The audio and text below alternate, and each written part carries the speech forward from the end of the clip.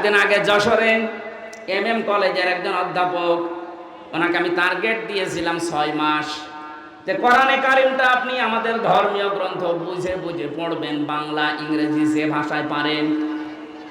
6 মাস পরে দেখি নিজে উনি আমার কাছে এসে মুসলমান হয়ে গেছে। উনি তো আমাদের মতো মূর্খ মানুষ না, বিসিএস ক্যাডার, যশোর কলেজের একজন শিক্ষক। أشهد أن لا إله إلا الله ইন্নাল্লাহা আস্তাফা লাকুমুদ্দিন,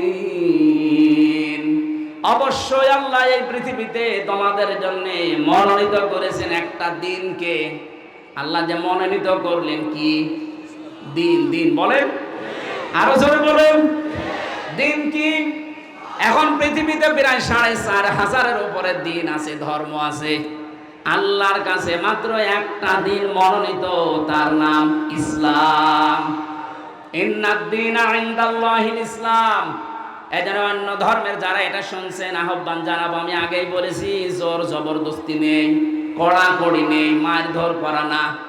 আমি আপনাকে আহ্বান জানাবো, আপনি আমাদের ধর্মীয় গ্রন্থ কোরআনটা একটু পড়েন, বুঝে বুঝে পড়েন। কয়েকদিন আগে যশোরে কলেজের একজন অধ্যাপক, ওনাকে আমি টার্গেট দিয়েছিলাম 6 মাস যে কোরআনে কারিমটা আপনি আমাদের ধর্মীয় গ্রন্থ বুঝে বুঝে পড়বেন, বাংলা ইংরেজি যে ভাষায় পারেন। 6 মাস পরে দেখি নিজে উনি আমার কাছে এসে মুসলমান হয়ে গেছে। উনি তো আমাদের মতো মূর্খ মানুষ না, বিসিএস ক্যাডার, যশোর কলেজের একজন শিক্ষক। আমি রিমান্ডে একজন অফিসার পেয়েছিলাম, হিন্দু, সুভাষ দাস। এই লোকটা রাত 12টার পরে আমার ওই যে মাটির নিচে যে ঘরে আমি ছিলাম ওই জায়গায় আসতো।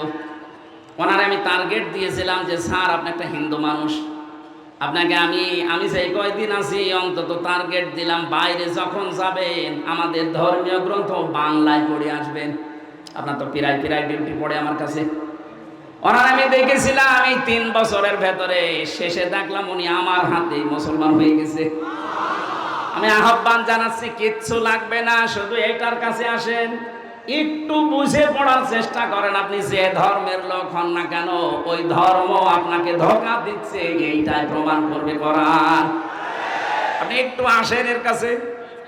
আল্লাহর মনোনীত জীবন ব্যবস্থা দিন দুনিয়াতে 4,500 আছে, তার ভেতরে মাত্র একটা। কয়টা?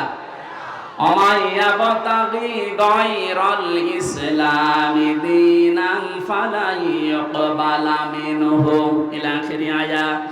আল্লাহ পাক বলেন, পৃথিবীতে যদি ইসলাম বাদ দিয়ে অন্য কোনো দিন ধর্ম নিয়ে কেউ আমাকে রাজি করতে চায়, ওর জীবনের কোনো কিছু আল্লাহর দরবারে কবুল হচ্ছে না, হবে না।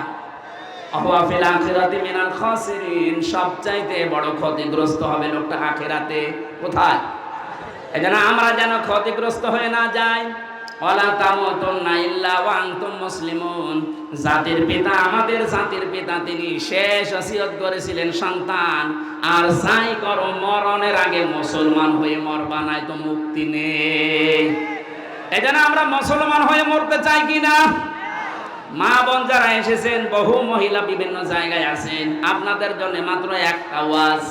তিরমিজি শরীফের হাদিস, নবীজি বলেন জান্নাতের 8টা দরজা ওই মহিলার জন্য আল্লাহ খোলা রাখবে। এই ভালো করে শুনবেন, ওই মহিলার জন্য 8টা দরজায় খোলা থাকবে। ওয়া তুইনু আলা দীনি যাওজাতিহা, যে মহিলা তার স্বামীকে দ্বীনের কাজে, মানবতার কাজে, ইসলামের কাজে, কোরআনের প্রসারে কোরআন কায়েমে সাহায্য করে, ছাড় দেয়, সহযোগিতা করে আর উৎসাহ দেয়, এই মহিলার জন্য জান্নাতের 8টা দরজা আল্লাহ খুলে রাখবে। এইরকম মহিলা এখন হাতে গোনা পাওয়া যায় না। কথা বলে না কেন? আমি চাই যে তোমার পাশের জেলা কুষ্টিয়ায় বাড়ি, এ জেলার মেয়েরা যেন জাহান্নামে না যায়। বাংলার অন্যান্য জেলার চাইতে এ জেলাকে বেশি ভালোবাসি, কারণ এই জেলা আমার শ্বশুর বাড়ি, আমার বাবার শ্বশুর বাড়ি। হয় আপনার আমার নানা, মামা, নাই শালা, শ্বশুর, এ কথা বলছে, যে কোনো একটা হবে। এই দুই পাশে 2টা শ্বশুর বসে আছে, বাকিগুলো হয়তো শালামালা হবে। ওই যে মহিলা প্যান্ডেলে যারা হয়, মামা মামি হবে, নাই খালা হবে, নাই নানি হবে, নাই ভাবি, আহ্বান জানাচ্ছে, আপনারা স্বামী যদি দিনের কাজে, ইসলামের কানে, মানবতার কোনো কাজ করে তাকে সাহায্য করবেন, ছাড় দেবেন, সময় দেবেন, তাকে উৎসাহ দেবেন। আপনার জন্য বাড়িতে বসে থাকলেও জান্নাতের দরজা খোলা হয়ে যাবে। আমি বাকি বোরা যেগুলো লিখেছিলাম বলতে পারলাম না আজকে, কারণ আর 4-5 মিনিট আছে আজানের। এখন মোনাজাতের মাধ্যমে শেষ করে বিদায় নিচ্ছি। আগামী আশপাশে থাকলে কথা বলবো ইনশাল্লাহ। চুয়াডাঙ্গা একটা মাহফিল নেওয়া আছে শাহপুর সরোজগঞ্জের পাশে, এরপরে দামড়াহোদা একটা কথা চলছে, আজকে আছে দর্শনায়। সামনে কোনো জায়গায় থাকলে রাতের বেলা আসবো, কথা বলবো ইনশাল্লাহ। আল্লাহুম্মা আমিন। লা ইলাহা ইল্লা আনতা সুবহানাকা ইন্নী কুনতু মিনাজ জালিমিন। রব্বুল আলামিন সময় না থাকে أشهد أن لا